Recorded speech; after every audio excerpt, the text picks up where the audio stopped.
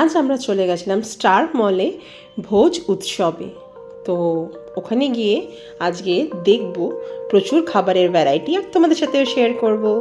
তো দেখো এখানে প্রচুর ভ্লগার্সরা ছিল, ফুডি বাপন, ল্যাথখোর ফুডি, উজ্জ্বল দা, আমেরিকান বিরিয়ানি, হ্যাংলাবাজ, তিথি, আরও অনেকেই ছিল, ফুডি বালকও ছিল। তো জাস্ট ব্লগার্সদের ভিড় প্রচুর ছিল।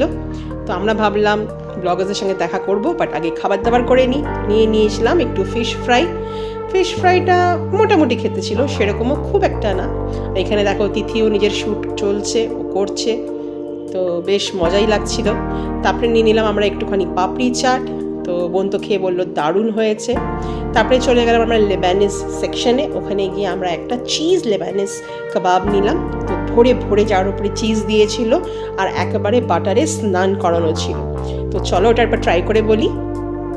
ভীষণই ইয়ামি ছিল, ভীষণ জুসি ছিল, আর একটু কোথার থেকে মানে র ফিলিং আসছিল, দারুণ ছিল খেয়ে।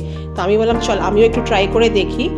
তো ট্রাই তো করলাম, বাট প্রচণ্ড গরম ছিল। তারপরে আমরা খাবারটা এখানে ফিনিশ করলাম। অনেকেই দেখছিলাম খাবার নিয়ে শ্যুট করে আবার খাবারটা ফেলে দিচ্ছিল, which is wrong I must say.